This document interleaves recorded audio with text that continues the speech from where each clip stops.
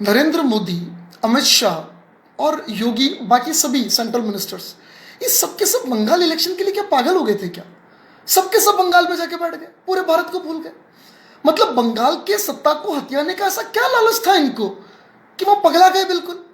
ये सवाल बार बार लोग मुझसे पूछते हैं और मेरी इच्छा करती है उनको मैं करारा जवाब दूं एक बार। बहुत दिनों से मैं सोच रहा था कि इस मुद्दे पे वीडियो बनाऊंगा, इस मुद्दे पे बात करूंगा, पर बात कर नहीं रहा था या कर नहीं पा रहा था। कुछ तबीयत मान लो, कुछ फैमिली इश्यूज मान लो, ऐसे चल रहे थे जीवन में कि कर नहीं पाया। पर आज महाराणा प्रताप की जयंती पर मैं आपको कुछ समझाना चाहूंगा। जो बार बार आप लोग ये सवाल उठाते हो कि पूरा का पूरा सेंट्रल गवर्नमेंट, पूरी की पूरी मोदी सरकार क्यों बंगाल के लिए पागल हो चली थी, तो अरे भाई, आपने वोट भी तो इसी कारण से दिया था। आपने मोदी जी को वोट क्यों दिया था? राष्ट्रवाद के लिए, आतंकवाद के खिलाफ, अलगाववाद के खिलाफ, घुसपैठियों के खिलाफ। यही तो कारण थे मोदी जी को वोट देने के। तो यही तो काम कर रहे हैं भाई। सवाल उठाते हो, अरे बंगाल का ऐसा क्या लालच? अरे भाई, बंगाल का क्या लालच? क्या नरेंद्र मोदी बंगाल का मुख्यमंत्री बनना चाहता है? क्या अमित शाह जो देश का गृह मंत्री है उसको बंगाल का मुख्यमंत्री बनना है? क्या योगी आदित्यनाथ जो देश के सबसे बड़े राज्य का मुख्यमंत्री है उसको बंगाल का मुख्यमंत्री बनना है? योगी आदित्यनाथ तो वैसे शायद भविष्य का हमारा प्रधानमंत्री भी है। तो कोई भी सेंट्रल लेवल का मिनिस्टर बंगाल का मुख्यमंत्री बनना नहीं चाहता था। निजी स्वार्थ तो नहीं था उनका। ना ही बंगाल 2024 का गारंटी कार्ड था कि आप जीत जाओ 2024 में आपकी सरकार होगी। वो तो वैसे भी बनेगी। इससे पहले भी राजस्थान, बंगाल में भाजपा नहीं थी और सरकार तो बनी रही है और वोट बैंक बढ़ रहा है बीजेपी का। तो बीजेपी के लिए बंगाल इतना इंपॉर्टेंट क्यों था? समझने की कोशिश करो। सवाल उठाने से पहले समझो बात को कि हमारे यहां पे आतंकवाद का, घुसपैठियों का दो एंट्री गेट है। एक एंट्री गेट है जम्मू एंड कश्मीर, दूसरा सबसे बड़ा एंट्री गेट है बंगाल। जम्मू एंड कश्मीर पर ताला मार दिए पिछले साल ही, 2 साल हो गए, मतलब ताला मार दिया, सब कुछ बंद कर गुरा के। अब बचा बंगाल। तो सारा का सारा सेंट्रल मिनिस्ट्री बंगाल में इसलिए बैठा था क्योंकि बंगाल सबसे बड़ा एंट्री गेट है जहां से रोहिंग्या, जहां से बांग्लादेशी घुसपैठिए भारत में आते हैं, उनको रोकना बहुत जरूरी है। सर वो तो बीएसएफ रोकेगी। अरे भाई, बीएसएफ पूरी बॉर्डर को सीज कर सकता है क्या? इतना मिलिट्री फोर्स है क्या? कहीं से भी चोर रास्ता निकाल के आ जाते हैं, थोड़ा बहुत करप्शन भी होता है, सब चीजें होती है, अंदर आ जाते हैं। सबसे बड़ी गलती करता है वहां का स्टेट गवर्नमेंट। स्टेट गवर्नमेंट उनको पनपाता है, उन सांपों को दूध पिलाता है, उनके डॉक्यूमेंट्स बनाता है, उनको लीगलाइज करता है इंडिया में, और फिर पूरे भारत में वो डिस्पर्स हो जाते हैं, पूरे भारत में फैल जाते हैं। आप मुद्दा उठाते हो पूरे भारत में बांग्लादेशी है, पूरे भारत के अंदर रोहिंग्या, भगाओ हटाओ। अरे तो भगाओ हटाओ तो पहले एंट्री गेट तो बंद करना पड़ेगा ना। भाजपा, नरेंद्र मोदी, योगी आदित्यनाथ अपने निजी स्वार्थ के लिए बंगाल में पागल नहीं हो चले थे। उनको जो बंगाल से मिलने वाला है मुख्यमंत्री का पद, उससे कई गुना ऊपर वो ऑलरेडी हैं। और बंगाल का मुख्यमंत्री वैसे भी बंगाल का कोई व्यक्ति बनता, इनमें से किसी को लालच नहीं था। ना इनका होम स्टेट था कि उनको कोई लालच हो, वहां पे कोई पर्सनल बेनिफिट हो। ना बंगाल को इतनी बड़ी इकोनॉमी है कि वहां पे करोड़ों रुपए का भ्रष्टाचार हो रहा हो।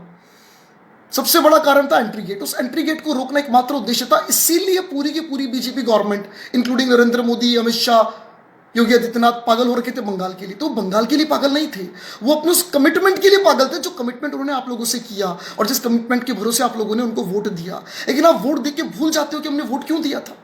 आपको याद दिलाना पड़ता है बार बार कि आपने वोट इसलिए दिया था कि देश के अंदर ये जो टेररिज्म आ रहा है, ये जो हमारे यहाँ पे, हमारे देश में anti Indian vote bank create हो रहा है, हिंदुस्तान के विरुद्ध एक वोट बैंक क्रिएट हो रहा है हिंदुस्तान के अंदर ही, उसको खत्म करना हमारा उद्देश्य था, हमारा ऑब्जेक्टिव था, इसलिए हमने वोट दिया। तो वो एंट्री गेट बंद करना जरूरी है। असम, बंगाल सबसे बड़े एंट्री गेट थे। असम तो पूरा बंद कर दे, डिटैचमेंट सेंटर्स बनने लग गए, बांग्लादेशी को पकड़ना चालू कर दिया, वहां का सीए लागू भी हो चुका है। अब यही हरकत उनको बंगाल में करनी थी और बंगाल में सबसे ज्यादा घुसपैठी है, उनको खत्म करना, उनको बाहर निकालना। एक बार एंट्री गेट बंद कर दिया, उसके बाद पूरे भारत में जितने घुसपैठी है, जितने रोहिंग्या, उन सबको धीरे धीरे बाहर निकालना। इसी उद्देश्य से तो आगे चल रहे थे। उनके थॉट में, उनके उद्देश्य में कहां इंप्योरिटी है? आप क्यों उनके ऊपर क्वेश्चन मार्क लगाते हो? आप मुझे बताओ ना, इंप्योरिटी के कारण बताओ। अब बार बार सवाल उठाते हो कि पागल हो चुके हैं बंगाल के लिए, या हो चुके थे बंगाल के लिए। तो क्या उनका निजी स्वार्थ है उसमें? कभी कैलकुलेशन तो करो बैठकर कि उनका क्या स्वार्थ है। उनको वहां सीएम का पोस्ट चाहिए, ये वो पीएम का एंट्री गेट है। Neither they want the post of CM over there and nor that is an entry gate for PM. 2 बार जीत चुकी है बीजेपी, पूरा देश उनके साथ है और मेजोरिटी बढ़कर आई है।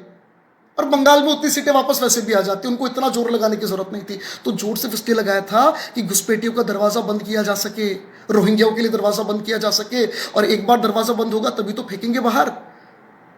भाई आपके यहाँ पे किसी एक हॉल में से, किसी एक क्षेत्र में से चींटियां घर के अंदर घुस रही है, या कोई एक खड्डा रह गया, कोई एक एरिया रह गया जहां से कॉकरोच आ रहे हैं, क्या करोगे?